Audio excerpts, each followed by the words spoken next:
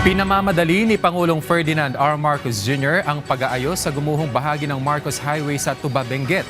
Ayon kay DPWH Secretary Vince Dizon, kailangang maayos ang kalsada lalo't nalalapit na ang panahon ng tag-ulan. Si Christine Bornolia sa Baway sa sentro ng balita. Pero September pa to, dapat QRF to eh. Ba't nadigay ng ganito? Yung QRF hindi quick eh. Hindi ang problema natin. Eh kung di nagreklamo yung mga tao, hindi ko man lang magagaman. Kaya dapat mabilis tayo dito. Diba? Hindi pa pwedeng ganito. Yan ang madiing tugon at mahigpit na bili ni DPWH Secretary Vince Dizon sa DPWH Cordillera nang inspeksyonin niya ang bahagi ng kalsadang ito na gumuho sa Marcos Highway sa Barangay Taloy Sur, Tuba, Benguet. Matagal ng problema ito ng mga motorista dahil nagdudulot umano ng aksidente.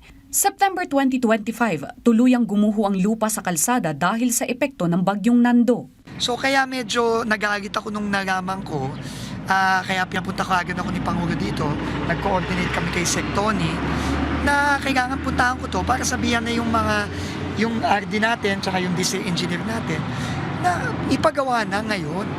No, gago-gago na magtatagulan na in a few weeks, in 1 month, 2 months. Kailangan simulan na to. Kung titignan ng kalsada, parang normal lang. Ngunit kapag sinuri ng mabuti, makikita ang panganib na dulot nito sa mga motorista. Hiling ng mga motorista, dapat agad na maisaayos ang kalsada bago maranasan ng tag-ulan at mga bagyong dadaan sa Pilipinas. Ay, dapat hindi pa lang pumalit ang lockdown. Hanggang kami na itatangasi ng pinagtutudos ang tuda man ng aramidan. Ipinangako ni Secretary Dizon na personal siyang makikipag-ugnayan sa National Disaster Risk Reduction and Management Council upang agad mapondohan ang kalsada. Humigit kumulang 20 milyong piso ang planong pondo para sa proyekto mula sa Quick Response Fund. Agad ding sisimula ng proyekto sa lalong madaling panahon. Ako mismo, pupunta ako sa NDRRMC para siguraduhin na lumabas na yung pondo dito kasi kawawa naman yung mga kababayan natin. No? Ang tagal ng one way ito. Tapos, pag dumating yung tag-ulan, tataas na naman yung risk na pwedeng masira pa ito gago. Kailangan natin quick nga talaga. Matagal na ito, taga dito tayo dito sa lungsod ng Baguio, matagal ko na nakikita ito. Kaya nagpapasalamat tayo kay Presidente at saka kay Secretary Vince dito at magbibigyan ng aksyon ito lugar nito.